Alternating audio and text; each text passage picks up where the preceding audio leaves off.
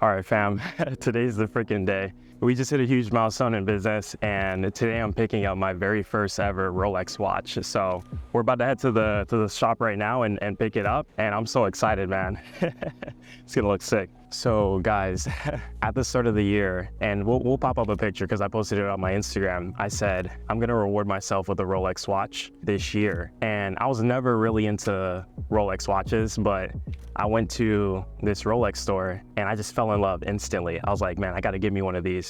Not only is it a good networking piece, it's great to, have a Rolex watch when you're in higher identity settings, when you're networking and different things like that. I'm excited. We're actually headed there right now. Reason why I even set this as a reward for myself was because I said, hey, when I crack 6 figures of income and I become the youngest person in my company to do so, I'm gonna buy this watch as a reward.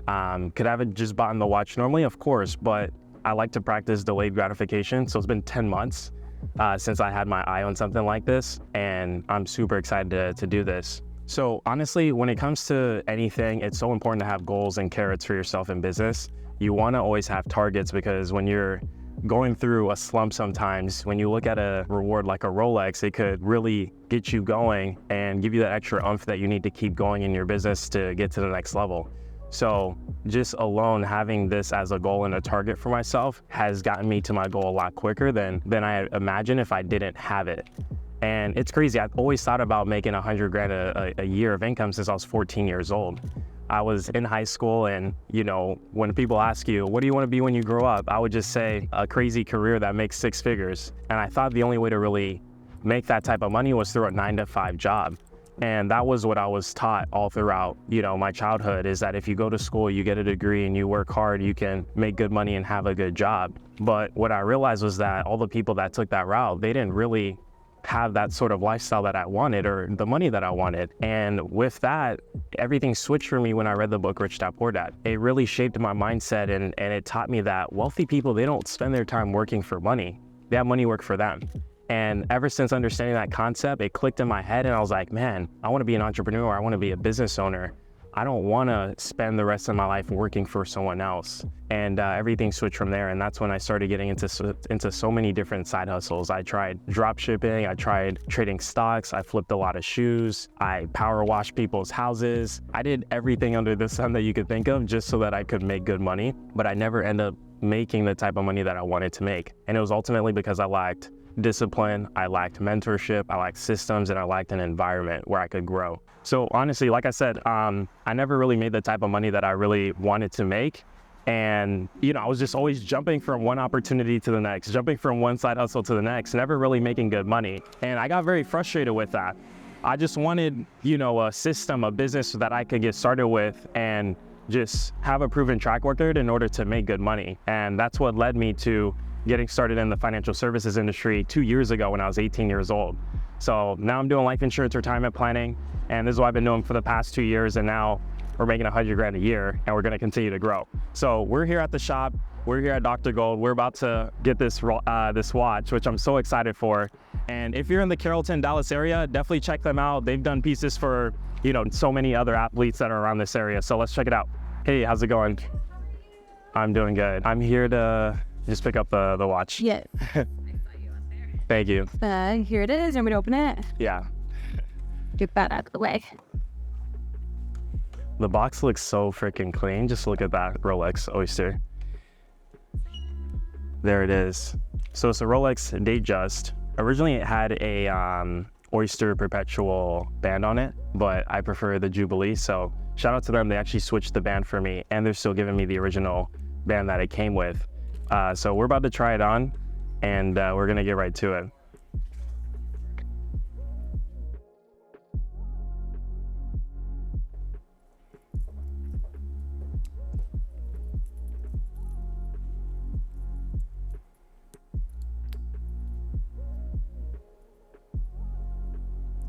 Man, that looks sick. Man, so this is crazy. It's so surreal. I waited 10 months for this, 10 months for this moment. I said this to someone earlier. I remember when I was in Florida filming videos, on my backdrop, there was a Rolex watch, a poster, and I wasn't even into watches at the time, and it was a Rolex Datejust. And to, come here a year, 2 years later, now it's on my wrist. It's crazy. That's like the law of attraction and having things close to you and always reminding yourself what it is that you're going after. But we have the watch. Super excited. Thank you so much. You're Amy, right? Yes. Thank you so much, Amy. For welcome. Amy, can you tell us a little bit about like some of the pieces that you've done?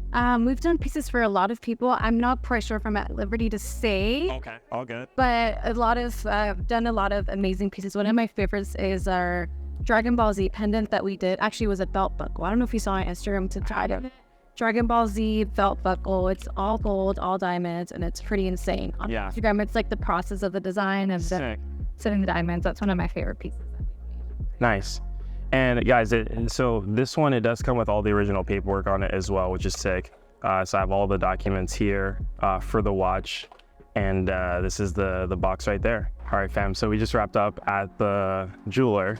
And man, this is such a surreal moment. It's so nice to have these carats in business. Like I said before, this is something that I'm literally going to pass down to my son when I have like an heirloom, to just show him that you don't have to work a 9-to-5 job to make money. You can work for yourself. You can bet on yourself and you can make good money. You can chase the life that you want. And if you bet on yourself, everything is possible. So we're about to head back to the office and I'll meet you guys there. Like I was saying before, guys, I was frustrated because I at least tried 10 to 12 different side hustles in high school.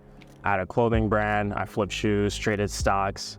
I had candy that I put in stores that people would buy, kind of like vending machines. I tried everything under the sun, but I never really saw the success that I wanted to achieve. And that was mainly because of my lack of discipline to stick with one thing through all the adversity, lack of the right people in my circle to elevate my mind and my identity. And when I found the right group of people to be around, that's when I ultimately started leveling up. And at first, when I saw the insurance industry as a space to get into, I was a little hesitant, just to be honest with you. I was like, insurance? Like, there's people making a lot of money with insurance and retirement planning, and believe it or not, it's one of, if not the highest paying industry. And when you look at what's going on in our economy, I mean, I always say this, there's two things that's guaranteed to happen in life: death and taxes. And ironically enough, insurance products help you with both of those. When someone passes away, there's a death benefit that's provided for the family. If someone is looking to build tax-free wealth, wealthy individuals leverage that as a tool to be able to build tax-free wealth as well. So when you look at the industry as a whole, compared to like something like real estate, a lot of people want to get into real estate, but there's more agents than houses. And if you want to get into insurance, there's not enough agents. So the demand is in your favor, and it allows you to be able to really excel in the industry, assuming that you have the right systems, the right mentors, and the right training in place. So guys, we're back at the office. Like I said, I'm obsessed with with what Rolex did with the box. That whole green that they got going on is sick. But man, something we gotta remember, because like I said, being young, especially always wanting to make six figures, we want things fast. And oftentimes, if you want anything that's really good and sustaining in life, it's gonna take time. Out of all the side hustles that I did in high school, I learned something from each one that I took to the next one, and that I stuck with till today. When it comes to making money, your first 6 figures is always the hardest, right? They always say your first million is the hardest. But once you crack 6 figures, you pretty much already proven to yourself that you know how to make money, and it's just scaling from there. Once you make $1 million, you already know how to do it. It's just scaling from there. And it just takes consistency and discipline over time. There's gonna be 4 key things that I'll go over on today's video that I truly feel like that helped me got here today. And this is something that you definitely wanna audit every 90 days. Every 90 days, go back and look at these 4 things. Because if you're constantly auditing these 4 things, you can make small adjustments that'll help you grow throughout an entire year. And the first one is gonna be your associations. I want you to take out a sheet of paper and write down, who are the closest people to me, the 5 closest people that I hang around, and ask yourself, do they make the type of money that I want to make? Do they drive the car that I want to have? Do they have the lifestyle that I want to have? Ask yourself these questions and truly break it down, because these are going to be the people that you go to whenever something happens, and you're going to take their opinion. And when you take their opinion, you also take their life. So that's something that you really want to audit every 90 days is your associations. And something that you could easily do to get into a better room with higher identity people is network, meet new people, find people that are ahead of you in life and shadow them. see what they do on a day-to-day, and ultimately you'll get to where they are. The second thing is going to be personal development. And this is something that's been huge for me ever since I was 15 years old. You know, going throughout school, the books that they give you, I'm going to be honest, we don't like reading them. They're boring books. It's something probably about history that we don't even care about that happened hundreds of years ago. But it was when I picked up Rich Dad Poor Dad that I saw a new perspective on reading. I said, okay, it's not that I don't like reading. It's just I'm not reading the books that I want to read that are ultimately gonna help me grow. And when you start personally developing and you're obsessed about it, you're reading a book a week, right? Because if you're only reading one book a month, someone who's reading 4 or 5 books a month, they're gonna lap you 5 times in a month. They're gonna grow a lot faster than you. So you gotta ask yourself, do I wanna get to this lifestyle in 5, 10 years, or do I wanna get there in maybe 2, 3 years? It starts with the personal development.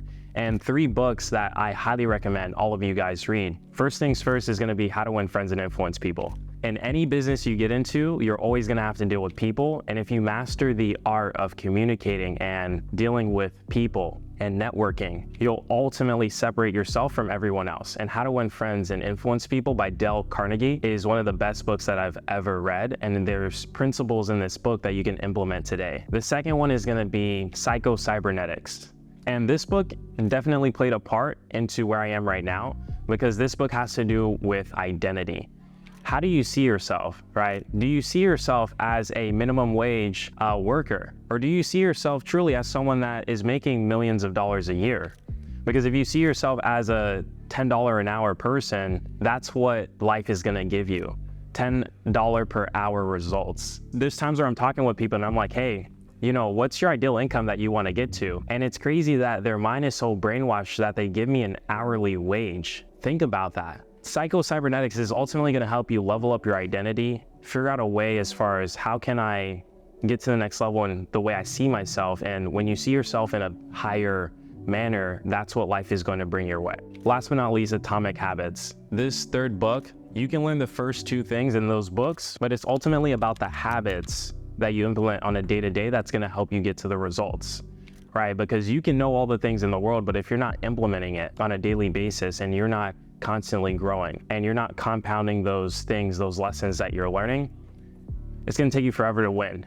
So Atomic Habits was definitely a book that I truly enjoyed. It's something that kind of puts things into perspective. Again, a lot of times we want things very fast, but it takes time, it takes discipline, it takes consistency, and Atomic Habits will show you how to create better habits in your life that are ultimately going to get you to where you want to be. Third thing that you want to be auditing every 90 days is going to be the events and the conferences that you're attending. It's crazy because oftentimes we think that we can have a breakthrough in our room, in our office, in our everyday routine. And maybe you can, but it's not going to be to the level of size that maybe someone else did when they took themselves out of their environment and put them in an environment where they had an emotional, significant experience that ultimately caused them to have a breakthrough. I attend easily 4 to 6 events every single year that are business leadership development events that are going to put me in new environments that are ultimately going to cause a breakthrough and help me get to the next level. So ask yourself, am I constantly doing the same thing in the same routine in the same environments, you know, every month, or am I going out of my way to get into new rooms, to get into new environments that are going to cause me to have that breakthrough? And this is one thing that is huge. I mean, just over the past 2 years of being in this industry, I've been able to meet people like Master P, meet people like Ed Slott, Joe Jordan, who wrote the book Living a Life of Significance. I met a 4-time Olympian champion, Shantae Lowe, and obviously Patrick Bet-David. I met him a couple of times. So this doesn't happen in your everyday routine. This is something where you're gonna have to be intentional about getting out of your environment and going to events, going to personal development events that are ultimately gonna help you grow. Now, last but not least, the 4th thing that truly got me over the hump to get to 6 figures was growing my relationship with God. And I don't know what your faith background is, but all I know is that everyone in life, you're gonna go through adversity. You're gonna hit a low point in your life. And for you to have a higher power that you can call on and lean on to help you get through that is tremendous. Towards my last tail end of me cracking ultimately $100,000 of income, I was going through a low. I felt lonely. I felt a lack of discipline. I felt a lack of ambition, lack of hope. Didn't really sure why I even felt this way, but I just didn't feel like moving or doing anything, and it felt so weird. It felt like my goals didn't really even matter. And it was in this moment that I decided to lean on God. I always grew up Christian, but I never really had a strong, close relationship with God and truly understood Him. And going through this flow, it caused me to pick up the book, The Purpose-Driven Life by Rick Warren. And this book, it's a 42-day journey, devotional, of you understanding who God is, but also understanding what your purpose is in life and why we're here on this earth. And you wouldn't believe this, but if you had to guess the day that I wrapped up $100,000 of income, it was actually the 42nd day that I read the book, the last day of the book. Like, for that to take place the way it did is not a coincidence.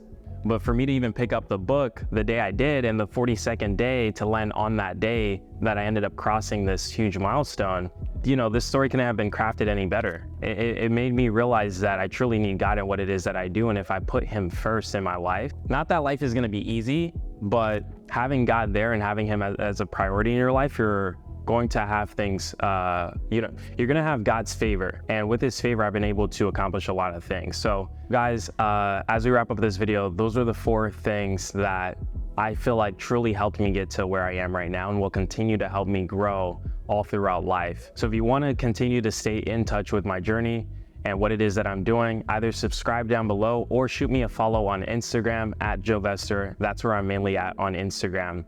And before we wrap up, I just want to leave you guys with this quote by Zig Ziglar. You can have everything in life that you want if you just help other people get what they want out of life.